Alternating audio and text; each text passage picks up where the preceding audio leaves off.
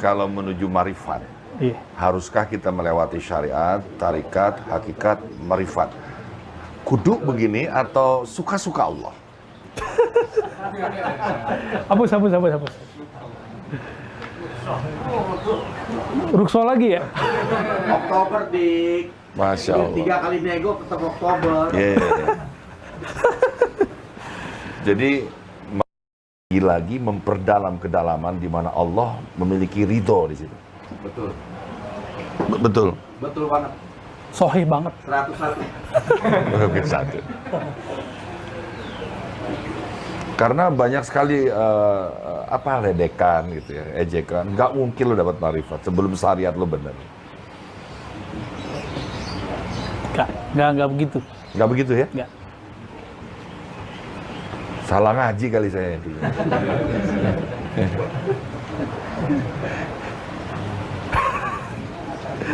Sabar.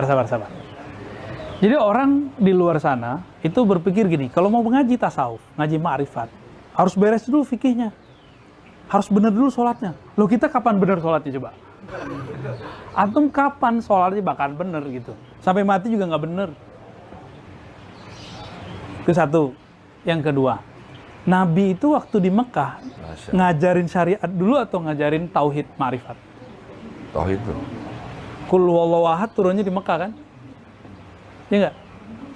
Jadi ayat-ayat Makki, ini kalau orang barat aja udah neliti.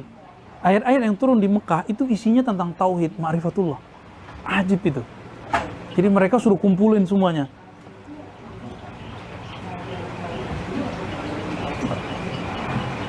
Ada Arthur Jeffrey, orang-orang barat ya, yang pakar-pakar. Sebenarnya syariat itu, yang dimaksud syariat tadi kan fikih ya. Syariat itu sebenarnya mencakup semua. Syariat ya. Apa arti syariah? Syariah artinya apa? Syariatun. Apa arti syara'a? Syara'a alakum minad din. Enggak, syariat, jalan. Hah? Jalan. Syariat itu jalan. Jadi syariat, tarekat itu artinya sama. Syariat ini mencakup ada yang zahir, ada yang batin. Ada yang Gitu. Syariat yang zahir itu kemudian jatuhnya ke hukum fikih. oh. Nah, ini. Kebalik ya. Apa? Fikih. Syukran. Ya. Gak apa-apa, udah gitu aja. Fikih. Hukum fikih itu ngomong apa? Sah, batal. Itu orang dulu, kalau ngaji mazhabnya Syafi'i. Sekarang lebih canggih. Sunnah.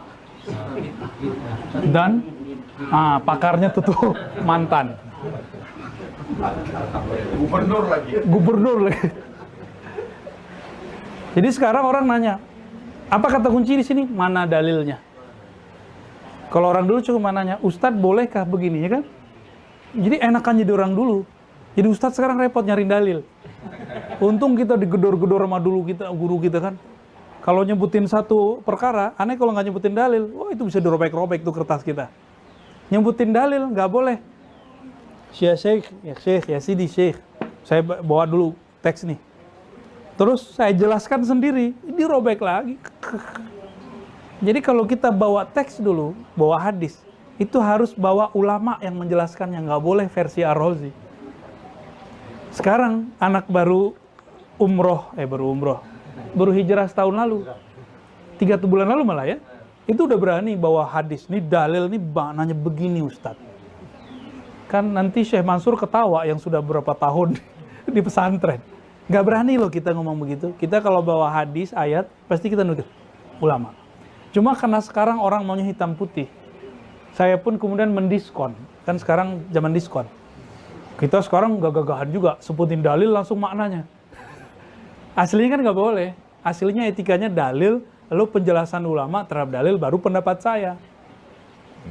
Tapi karena mungkin merasa sok ulama kali ya. Baik, ini zahir, hukum fikih. Hukum fikih ini kalau diterapkan, yang rapi, itu namanya tarekat. Yang rapi. Ya. Maka di tarekat itu rapi dan ribet sekali. Tarekat namanya. Jadi orang kalau sudah ngamalin fikih dengan baik namanya tarekat. Fikih ini mazhab. Ya kalau ada orang bilang nggak boleh bermazhab ya lewat. Syariat zahirnya udah nggak lolos. Nggak boleh bermazhab udah nggak lolos dia. Ya. Mazhab kan ada pilihannya 4 ya. Pengamalan mazhab itu yang perfect cuma di tarekat. Antum carilah ke seluruh dunia. Yang perfect cuma di tarekat. Tarekat apa aja itu bagus ngamalin mazhab. Itu sebabnya semua ahli tarekat ittifaq ijma tidak usul kepada Allah kecuali dia bermazhab salah satu. Gitu. Salah satu nih ya. Berarti ini 2 kan? Ini syariat yang zahir itu ujungnya tarekat. Nah, tarekat ini isinya apa? Ijazahan, wiridan, riyadhah, puasa, jalan kaki. Sapar. Iya, sapar. Puasa lagi. Ada orang minta duit ke kita, duit 10.000 doang kasih. Repot kan begitu. Jadi tarekat ini emang berat ini. Kan di Quran nih dikatakan bersedekahlah kamu. Yang meraktekin bukan orang fikih pelit-pelit. Yang bagus ini orang tarekat. Antum cari aja orang fikih ini kalau bisa ditimbun sebanyak-banyaknya. Tapi kalau orang fikihnya dia bertarekat, luar biasa. Luar biasa kalau mereka. Tapi kalau orang tarekatnya cenderung kepada dunia, ya salam juga ntar. Oke, itu syariat yang zahir. Nah, sekarang syariat yang batin. Syariat yang batin itu dimulai dari alam qalbiyah, alam akliyah. Nah, ini yang kita sebut tauhid. Nah, tauhid itu yang disebut hakikat. Nah, ini dia. Oh, ya. Isinya keyakinan-keyakinan. Benar Maulana ya? Keyakinan. Tapi hati-hati dulu. Setan itu kenal Allah nggak? Kenal. Iblis itu bertauhid nggak? Tauhid. Tapi iblis tauhidnya nggak lengkap. Karena tauhid yang lengkap namanya, jadi ini kalau lengkap nih, kul atau kamal. Kalau dia lengkap, kamal, ya, namanya ma'rifah. Jadi ma'rifat itu tauhid hakikat yang sudah terkumpul. Dan itu jalurnya cuma Al-Muhammadi. Lewat Nabi Muhammad SAW. Ya. Nah, jadi kita mau mulai dari mana nih? Antum mau duluan sholat 5 waktu atau kenal dulu yang disembah? Mau nyembah yang nggak dikenal? Beban, capek. Itu sebabnya bangun subuh susah. Karena belum kenal mana yang disembah. Ya kan? Mau sholat isya berat. Waduh, berat nih. Apalagi lagi asik main handphone kan? Itu berat. Kenapa? Belum kenal siapa yang disembah. Coba, karena teman-teman kenal dengan abadi, kalau beliau manggil gimana? Pada datang kan? Iya. Kalau nggak kenal, oh besok ya Maulana Abad, ya gitu doang. Jadi nggak kenal. Tapi kalau kenal, aneh kenal khutbah aja dibatalin. Ya kan? Orang kemana aja kita batalin. Kenal dikit, semoga kenalnya tambah banyak. Amin. Ya. Sok kenal, tapi semoga dengan bimbingan beliau tambah kenal gitu ya. Amin. Jadi mau mulai dari mana nih Bang? Bagusnya mulai dari mana? Itulah yang orang lupa. Wa ma khalaqtul jinna wal insa illa liya'budun. Boleh ditulis nggak ayatnya Sidi Musa? Tulisannya ini jelek soalnya. Tulisan itu lebih jelek lagi kali. Barzaki. Buya Barzaki di atas ayatnya. Ini dalil ma'rifat. Surat Zariyat. Ayat berapa itu? 56. Ya. Jinna.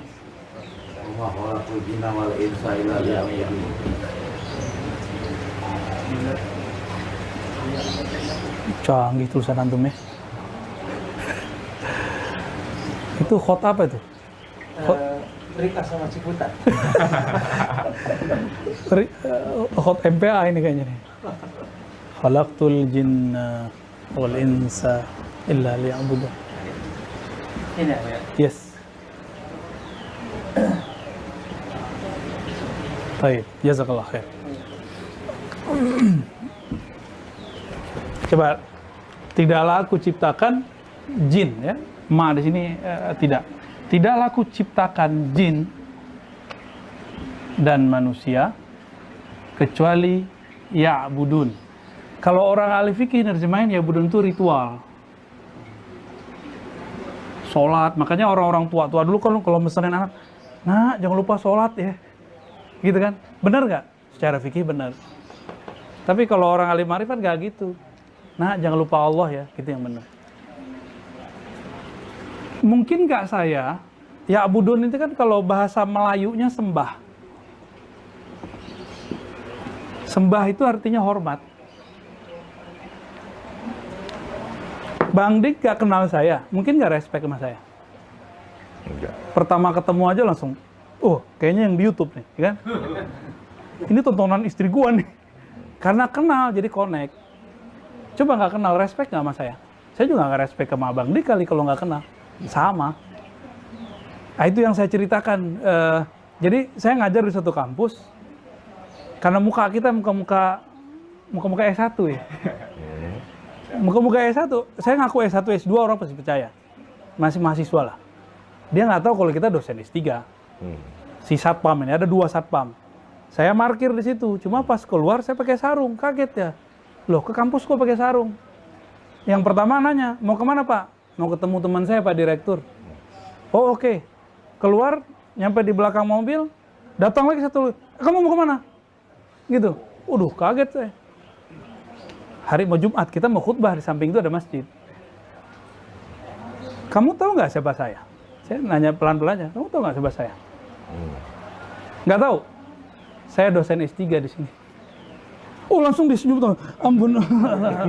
Mohon maaf Pak. Ya gitu. Jadi saya nggak akan respect sama orang kalau saya nggak kenal. Jadi kenapa kita ini nggak pernah menghargai Allah? Karena kita nggak kenal Allah. Gitu. Nggak menghargai Allah itu kan menyebut dirinya ana dahru. Aku itu dahr, time. Jadi Allah membahasakan dirinya dengan waktu. Maka menghina waktu, menghina Allah. Bilang, kok saya hidup zaman sekarang, itu hina Allah itu. Jadi jangan ngomong begitu. Itu udah takdir Allah ke kita. Tapi kan waktu bisa diminta cepat kan tadi? Oktober. Jadi Allah, kita itu nggak menghormati waktu. Enggak, jadi Allah apa? Allah adalah waktu. Anad dahar, aku adalah sang waktu. Wah, keren. Itu. Itu makanya banyak surat. Tapi bukan waktu kecil ya. Bukan W, tapi W besar. Itu makanya banyak surat Al-Fajr, Wadduha, Wal Asri. Dia juga itu. Demi aku yang bermanifest di waktu pagi, yang mengenalkan diriku di waktu sore, di waktu asar. Wah, Gitu. keren. Nggak kenal Allah waktu subuh, Allah kenalin di waktu syuruk. Nggak kenal di waktu duha. Masya Allah. Itu tegur-teguran semua. Astagfirullah. Sok tahu aneh. Masya Allah, Masya Allah. Ya kalau konser kita udah tepuk tangan nih.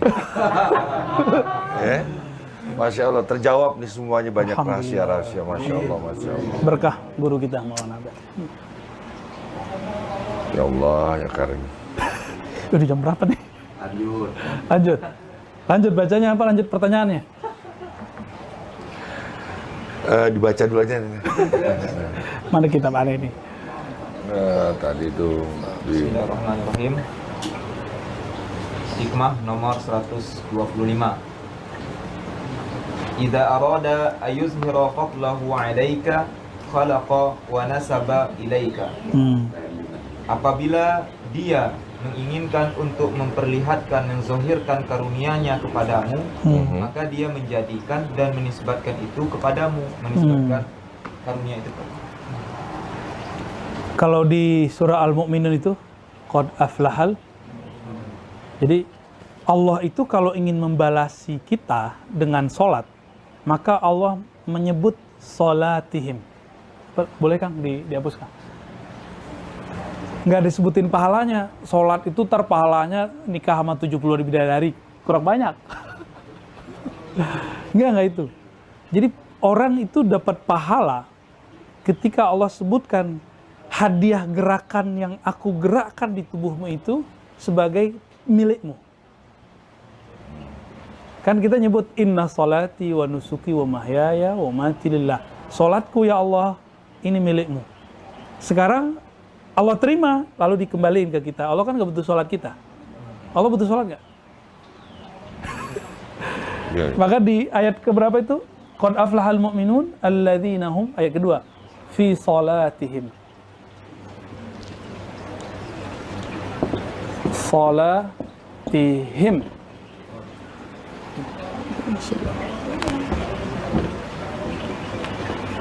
Kalau diterjemah apa? Salat yang mereka lakukan. Gitu. Kan tadi kita jawab, hayya 'ala shalah, ya Allah berikan aku kekuatan untuk sholat. La haula wala quwata illa billah. Berarti sholat kita karena Allah yang gerakin. Berarti geraknya gerak siapa? Gerak Allah. Sekarang Allah kasih hadiah, udah sholatmu aku terima, aku sebut sholatku itu sholatmu. Dia nyembah dia menyebut dirinya, dia menyebut dirinya dengan lidah kita. Kita punya siapa? Punya dia. Ya dia juga, lillahi ma fis samawati wal ard. Miliknya langit dan bumi. Tubuh ini dari bumi, ruh kita boleh kita sebutlah langit. Berarti diri kita adalah langit dan bumi itu secara ma'rifat. Nah, milik Allah yang di langit dan di bumi inilah kemudian Allah kasih, nih punya kamu. Nah, itulah yang surga. Itu yang disebut dua surga. Waliman khafa maqama rabbih jannatan. Bagi yang takut kepada makom Allah. Jadi Allah menyebut dirinya bermakom. Kata makom ini bukan cocok logi loh ya. Maqama rabbih.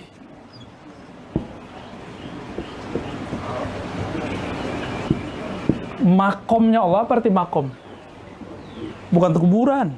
Makom kan tempat berdiri, tempat kemuliaan. Sholat kalimatnya apa? Aqim, qiyam, qom, makom. Maka disebut tempat Nabi Ibrahim berdiri itu makom Ibrahim. Nah, itu penandaan-penandaan ilahiyah itu yang ada pada Sayyidina Ibrahim. Itu sebabnya. Apa bedanya? Saya sholat ada bekasnya, Nabi Ibrahim ada bekasnya. Bedanya apa? Nah, itu dia.